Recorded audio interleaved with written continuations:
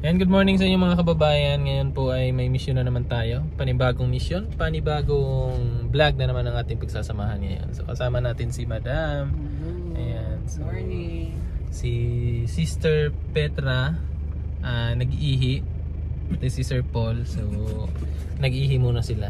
Medyo malayo-layo tong biyahe na pupuntahan natin. Medyo malayo yung lugar na to. Tapos yung daanan medyo pahirapan. So, samahan nyo kami ngayon sa ating mission. Ang buto rin tubig sa taas pa. So, dumaan kasi kami kanina sa may ilog. Chinek niya yung sasakyan. So, samahan nyo kami mga kababayan sa ating mission ngayong araw na ito. Tara!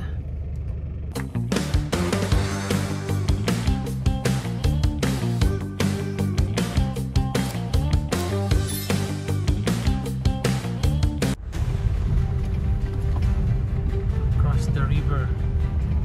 Huling ano ko dito, yung ano pa, yung Strada. Remember ko pa yun. Kumain tayo doon. Kumain tayo doon sa dulo. Lalim na yun. Oo. Yung last. Yung last natin, Choy.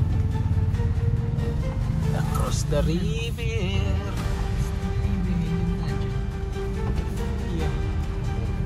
Ako yun. Ako yun. Ako yun. Ako yun. Ako yun. Ako yun.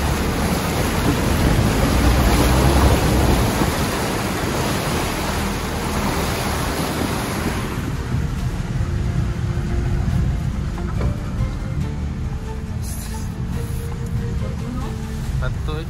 Sangit-sangit eh.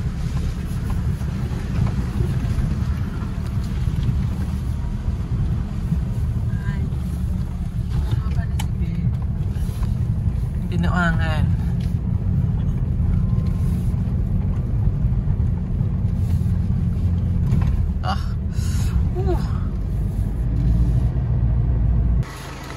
Ayan, sinecheck ni Petra kasi kanina dumaan kami sa ilog. Yung inabot ng tubig, ayan no. Inabot ng tubig yung ano namin, sasakyan. Kasi mababa kasi siya. Pahirapan talaga pag ano ganitong mga lugar. Kasi sa sayad eh. Kaya ano, sumayad dun sa ilog kanina. Nandito kami sa papuntang Gumitan. Ito yung dadaanan natin. Dito banda hindi pa masyadong mahirap. Pero dun sa unahan, tsaka doon sa baba, yun yung ilog. Dun yung medyo nakakatakot na daanan kasi nga ilog. So, nagbabadya pang umulan. Kaya kanina medyo mabilis yung takbo namin dun sa highway para at least hindi maabutan ng ulan. Sana hindi kami maabutan ng ulan dito mga kababayan. Kasi pag naabutan kami, delikado. Ano kami sa baha. So tara na. Tapos nang umihi si Sister. Okay mga kababayan, at tapos na kami dito sa aming misyon. At naihatid na namin yung kanilang allowance nung scholar ng team dito. So dito pala kami sa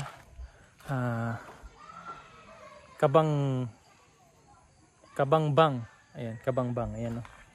Sa Kabangbang. Dito sa may Gumitan mga kababayan. So inihatid namin yung allowance nung magkapatid. Ano nga yung pangalan nila ito? Kalimutan ko. Julan. Tsaka yung kanyang ate si Maris ba yan? Lisa. Ayan si Lisa. Tsaka si Julan. So inihatid na namin yung kanilang allowance. Grabe oh. Napalibutan sila ng ano, ng bundok. Ayan, tapos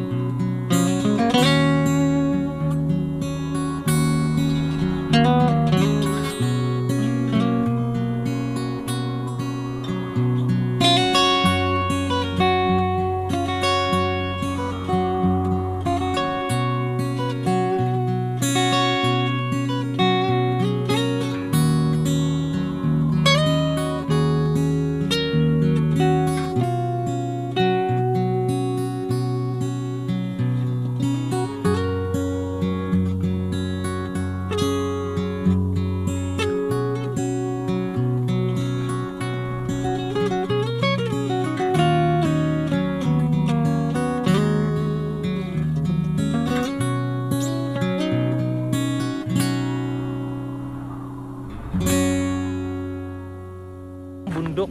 Ayan, tapos ang school nila andoon. So sa part na to medyo ano na kasi simentado siya. Pero doon sa itaas medyo pahirapan yung daanan doon. Hindi pa siya simentado, tapos tatawid pa tayo ng ilog. Let's go na, baka maabutan kami ng ulan eh, delikado. Tara na. Woke up early, had a dream. Road ahead, endless it seemed. With the sun rising high in the big blue sky. Wind in my hair, feeling free. Nothing but air and company.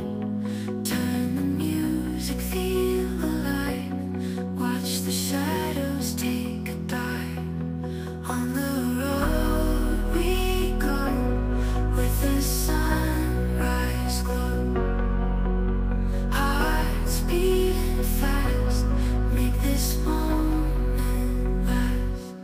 Mountains high, valleys low, through the fields where wildflowers grow. Grass sways left and right, in the soft morning light. Past the towns by the sea,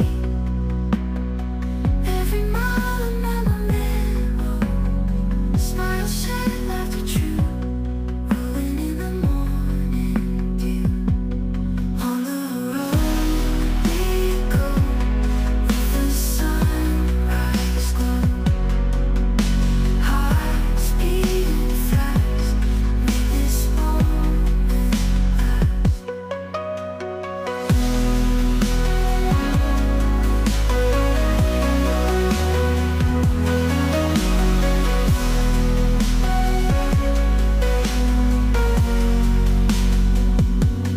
Mountains high, valleys low, through the fields where wildflowers grow. Grass sways left and right, in the soft morning light.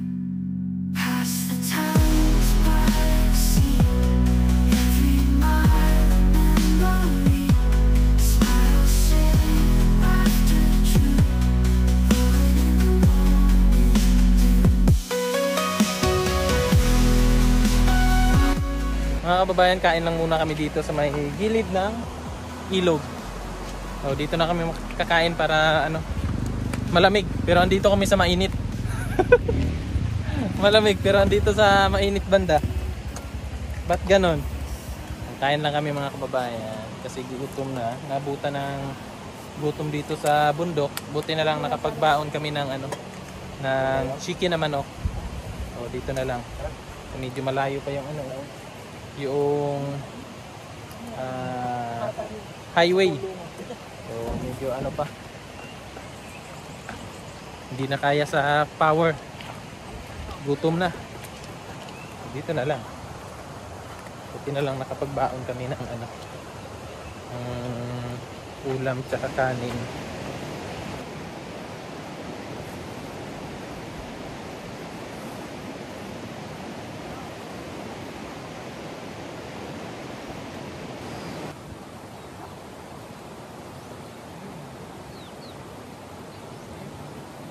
Waterproof yan.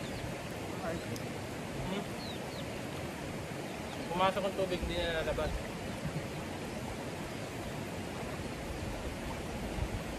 Kain tayo. Sardinas na ng ulam. Ulan eh. Pwede yun.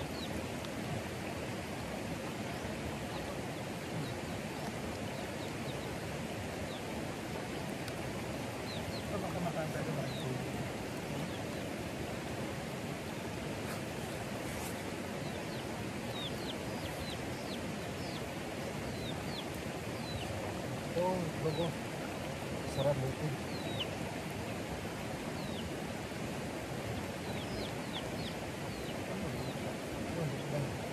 Nakain manok ka na, diba? Nakain pa sila ng kapwa.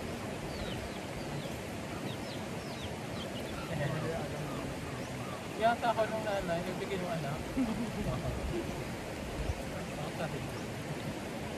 Hindi alam.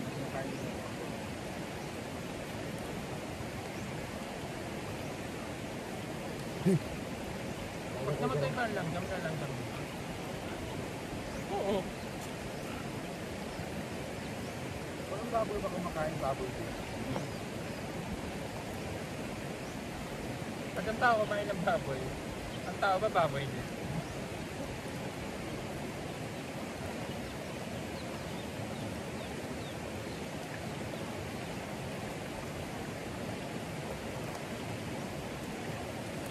Frog na. Frog na ang halin.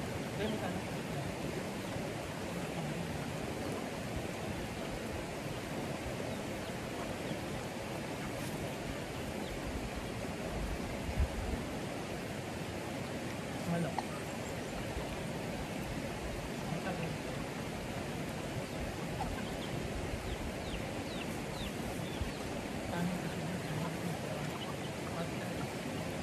Siguro din.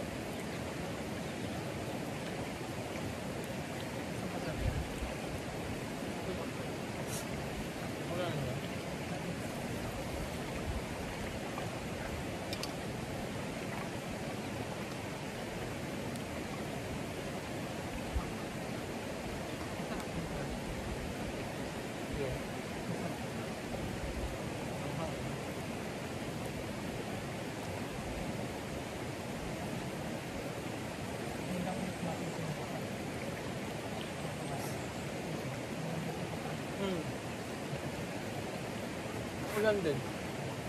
Dito rin tayo kumain. Oo.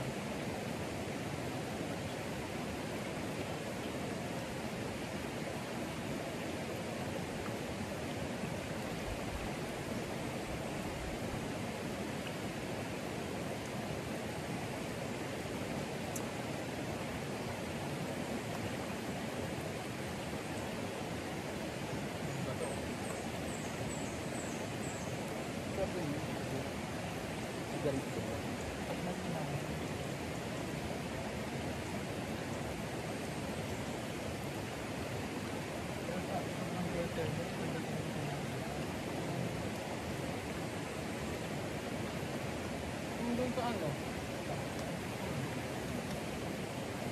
Ang tamugan, hindi nalalapit.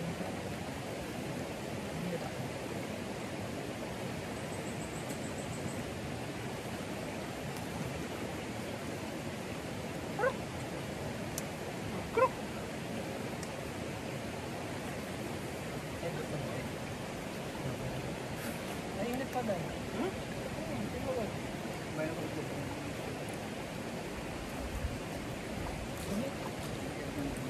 Ulam mo ngayon. Ayaw mo. Ulam mo ngayon. Init pa.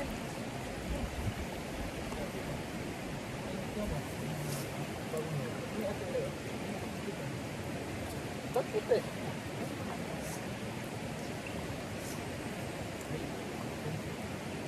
Ba't di lang yung ano? Bakit puti? Kasi sa kanya native din bakit ba? Kaya nga. Ba't ganun? Bakit sa akin native din naman ito? Ba't ganun dahil? Paano tayo buhangin? Tawa nga sila din sa vlog ko.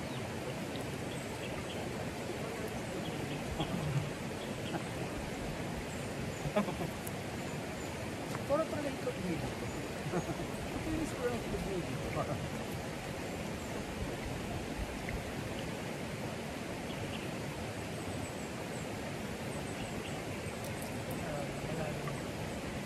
Hanggang.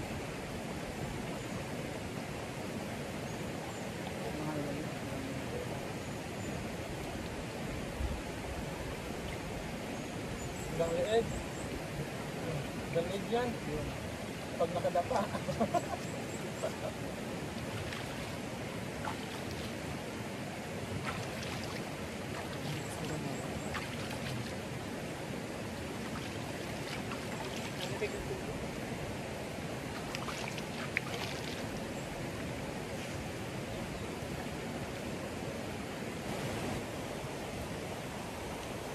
So, tara na mga kababayan kasi tapos na kami kumain. Tapos kung magtatagal pa kami dito, baka mas lumakas pa tong ulan, eh mas stranded tayo, di ba? Pero at least safe na tayo sa ilog. Sa daan na lang. Kasi madulas yung daan sa itaas. So tara na. Linis na muna sa mga kalat bago iwan kasi mahirap na mag-iwan tayo ng kalat dito, di ba? So maglinis bago iwan. Kaya kayo, mga kababayan, pag napunta kayo ng bundok, tapos yung mga hiking, pag may dala kayong basura, maging ano kayo, iligpit natin kung ano yung dalang kalat natin, kung mas mabuti dalhin din natin papalik para walang kalat na maiwan sa bundok, di ba? Kasi pangit tingnan, kakasira sa kalikasan natin yan, di ba madam? Yes. Turkong kangkong. Bastos kaday. So biyahe na kami, let's go.